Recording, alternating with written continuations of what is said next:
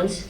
We're now joined by the London Pirates coach Rhulani Mokwena, as well as man of the match, Motshwari. Welcome, gentlemen. Coach, if you can please just give us a brief summary of the match from your perspective. Yeah, firstly is good evening to members of the media. Yeah, a difficult match, made more difficult by ourselves. We look like we're in a season where we like to make things very difficult, and to concede first from absolutely, again, nothing, you know, a standard situation that we were prepared for, and we knew where they deliver the ball to and for, and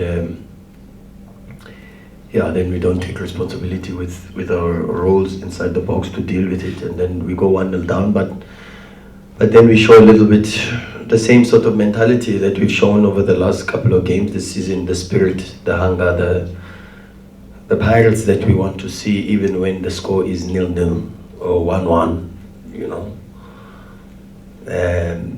And then we get the equalizer. I'm not sure. I haven't really seen the penalty from where I was sitting. I don't know, but yeah. But there was one the previous, just before that one, that did hit the hand, to be honest. But I'm not sure about the penalty. I even said to the people on the bench that I'm not sure about the penalty, and I still haven't seen it. But okay, we equalized with the penalty, and yeah, and then we get the red card. Okay, deservedly also. I think it is a red card for retaliation. He also shouldn't retaliate, but we spoke to him about it. But we galvanized, we changed things a little bit at halftime, we changed the structure a little bit, and we played a little bit different structurally. And credit to the players for adhering to the tactics, and for believing in the change of the system, and for their effort, you know, because it's not easy to play one man short. But I think you've seen it. We did it against Chiefs and still were able to dominate. We did it again today. So kudos to the players, and yeah, we're very proud of them and proud of their effort. Ben, congratulations on your man of the match award. Just from a player's perspective, how was it out there?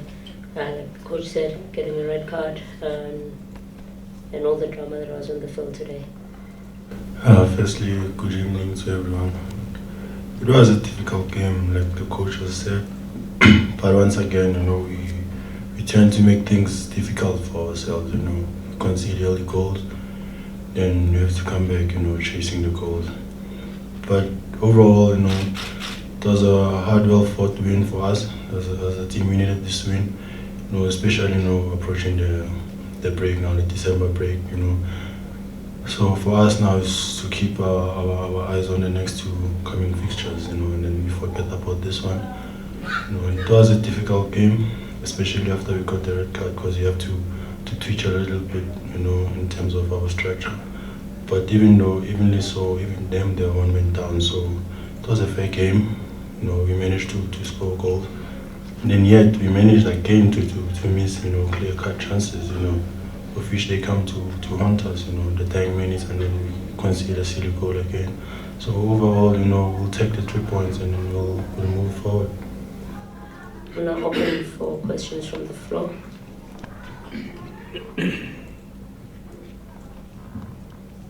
Thanks. Coach, congratulations on the win. An important win, Coach, that I call it Operation Limpopo, the 3 games starting today, the 2 games also teams from Limpopo. I'm sure you'd hope that the momentum continues before the break, as they said earlier. Yeah, I think we know what we have to do with the last 3 games. Yeah, you term it Operation Limpopo. We've termed it Operation Festive Season. We want to make it up to our fans. We want to send them off during the festive season on a good note, and we're doing this for them, to be honest. The next 2 games, including this one 3, is for our supporters, and we're going to do the best that we can to make sure that we sign off the Christmas cards with 3 points, and that's the most important thing. That's what we've spoken about, and that's what we're going to do. Ours is to serve, and we are at service of probably. You saw today how they pushed us. I call them the best supporters in the country. They push us. They've got high expectations, and that's what supporters must do. You know, they want the best from their team, and they've got a football understanding, very deep knowledge of the game. They know when things are right and when things are not right, and they know reasons behind it. So I term them the best supporters in the country, and we're doing the next 3 games. We're doing it for them. It's Operation Sign of Christmas Cards.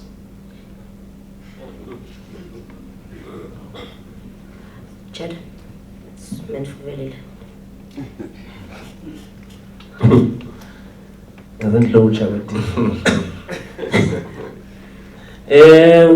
Velile from SABC. Coach, congrats on the win. Let's talk about your double substitution. Inspired, sir. Looking at both players scoring from the bench. What is it that you had noted that you wanted to expose in that defense? And also, you've just talked about how you defend, and I mean how Mashumba was allowed to be alone in that situation. You've spoken about your defense previously.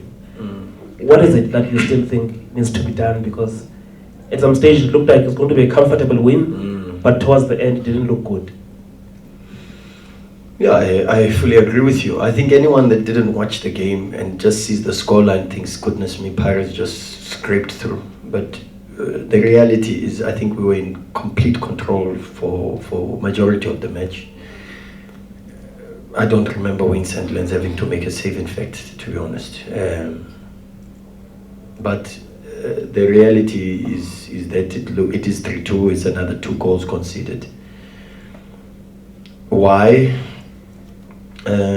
There's a lot of factors to it, and we've got to look into it deeply. And it's not just to scratch the surface. We've got to go deeper, you know, because there's a lot of other mitigating factors to it. Because today's goal is exactly the same as Castro's goal against Chiefs, exactly the same, down the heart, and so we have to look at that and try to find the reasons as to why. But we will work on it, and we'll try to find solutions. But it's got a lot more to do than just about tactics, you know. The double substitution, look, sometimes they work, sometimes they don't work, you know. Sometimes when they work, you guys pat us on the back. Sometimes when they don't work, you castrate us, and rightfully so. Fortunately today they worked out, and I think the only reason for me was when you start to see them alter the shape a little bit, and they took Umavoch Maluleka and they played him on the right wing. They exposed their midfield a little bit, and that's why we asked KB to play a bit more as a 10, and we overloaded our midfield a bit more, and we played a bit more narrow with our structure because there was a lot more space. But he was creating a lot of problems for us with Paseka and trying to overload on the right hand side. But yeah, like I say, sometimes they work, sometimes they don't work. But you can congratulate the players for their effort, and congratulate, I call him Schwarzenegger, Mike Tyson, here next to me for man of the match. He was outstanding, but like everyone else, you know, well-deserved man of the match, and good leadership. And I think you must ask him why he runs the way he runs. I think he's on a supercharge or auto charge. He runs like crazy, 90 minutes non-stop. He's unbelievable, you know. So yeah, that's it. Congratulations more to the players. We are just here to support them and help them, and that's the role that we have to play. Okay, Chad, noted. Baba, could you tell?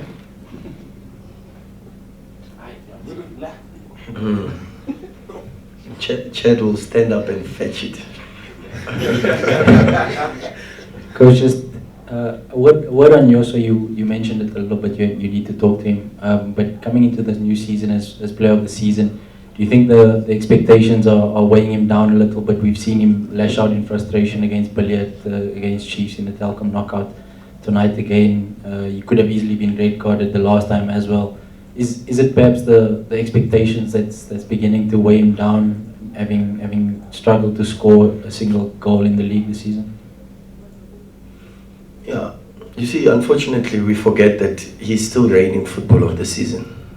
He is the footballer of the season, and sometimes I think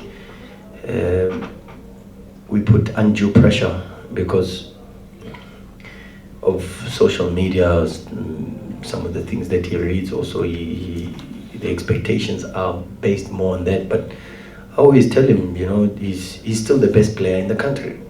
Who has the award of football of the season at home? It's Thembinkosi Lorch. So he's got nothing to prove to anybody, I think some of the incidents, like you mentioned, are difficult to assess, because I think particularly also today's incident, as much as I say it is definitely a red card, I say it's an unfortunate one, because he was fouled, and after the foul they kicked the ball towards him, and with a little bit more emotional intelligence he could have avoided the situation. But it's a different one compared to the Chiefs one, it's a different one compared to the previous match. So we can't be too critical of Nyoso. He's still the best player in the country. If someone wants to argue with me, then we can argue, because I talk stats, maybe the others is opinion. The reigning footballer of the season award is at Thembinkosi Lorch's house, and he's still the best player in the country. Coach, Sazia from Sunday Times. I've seen the play. You certainly did benefit from the penalty. What are you looking to get in the next two games? Because obviously there's been no consistency, no win after the win. You haven't won 2 matches in a row. Yeah. No, 100%. That's your answer. We're looking for more consistency. I think generally in South African football, I think if you watch the PSL at the moment, I mean, if you look at us where we're standing now, we are 7th, but we are 3 points off 3rd position. And yeah, we know we can have a better season. We should be having a better season. But the reality also is that I don't think there's a consistent team in the PSL at the moment. I don't see anyone doing 4 or 5 games in a row, except maybe the team in gold and black. But also you can discuss that also, because you mentioned the word that I don't want to mention. And maybe if we also get a little bit more luck on our side, we can put together a couple, things even themselves out in life sometimes. No, but it's true. In life, God gives, it's true. God loves all of us, and no, but it is true. I'm not trying to jab anybody. I'm saying God loves us all, and He looks after all these kids, So as much as we on the receiving end sometimes of certain situations, sometimes like today we get a fortunate situation, and you've got to be grateful. Just as much as you are grateful when it's difficult, we are very grateful when it's difficult, because we know we get stronger, we get wiser, and we grow. But we are grateful also for the good moments and the 3 points, and we take them and we move on. Not God loves us all. Coach, Yeah. Bandile here from Football Conversations. Oh, yeah. Coach, I believe at this point, what's more imperative is getting the 3 points. The rest shall fall in secondary. So you're left with 6 weeks before the mid-transfer window. I Is there any possibilities of you reinforcing your squad, or are you content with the current team? Yeah, I don't know. Pirates has a different, it's a different institution and it works in a different way. So we've got to wait for the reports, to be honest. The club is going to wait for the reports and then we take it from there. You know, we're a professional institution. We can't discuss transfer issues in public. We've still got to submit a report and take it from there. Next question. Final 3 questions, starting with Mkeni. Thank you. Coach, for the last 4 matches that Pirates is involved with, there's been 6 red cards. Any reaction from your side, especially on the officials? No. Next No. question. Other than Veli. Chad and Veli, you get the final 2 questions.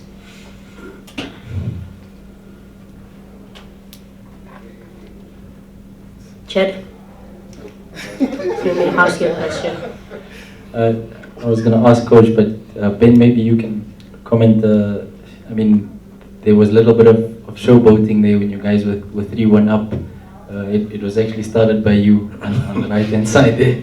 And then Polokwane pushed you guys back, and ultimately it led to them pulling one back. Do you guys feel perhaps bad for that bit of display there towards the end? Maybe a lapse in concentration result. Maybe you got carried away by the scoreline and the fans. But if you look at, I mean, the position that the team is in at the moment, many will argue that, you know, you can't be showboating when the team is in 9th position. There was no showboat. I mean, as a football player, I mean, you've been taught one thing by your coach. If it's one-on-one isolation on the sides, you have to take your men on. So I don't see anything wrong that I did. By the time we were leading 3-1, it was unfortunate and they were liking and to push us back by the time. But I think the coach is right. We had the match under control, so we don't feel bad. It was unfortunate, like it always happens in our game. Concede silly goals. And then the goal that we conceded was not from the showboating, as you say. It was unfortunate that they caught us on the counting and they scored. Final question. Yeah, my question goes to Ben and also the coach. Coach Mlefinzeki is on record as saying he's looking for a number 6, and he's saying he's struggling to get a number 6. And there's a number 6 in the house. What do you think of this challenge, man? Knowing that just before the AFCON, you were part of the camp. That is not a new terrain for you.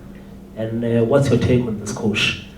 If you can also just have a comment, Ben, on the landmark agreement between the PSL and SAFPO today and what it means for the players.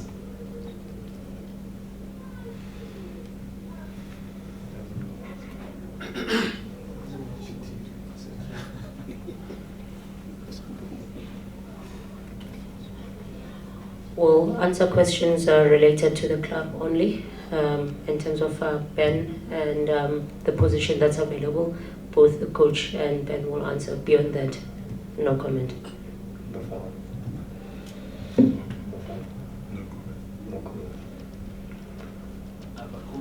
Yeah, no, look, the coach knows. I speak to Coach Mlefinzeki. I think he knows my stance on that. And he knows what I feel about Ben Motshwari not being in the national team, the reasons why he is not in the national team. And he will confirm to you. If you ask him, we have discussed Ben Motshwari at length. And I think he knows. Sometimes these conversations must be left from coach to coach, but we've had lengthy conversations with regards to the national team. We are fortunate we have a national coach that is very open. He phones, he picks up the phone and he discusses. He wants information on players. He even discusses his call-ups and things like that. So yeah, when you've got a colleague that's respectful to your opinions, I mean, you wish them well and you give them as much support as you can. So, but now he knows that Ben is fully fit. He is fully fit and he's definitely a national team material.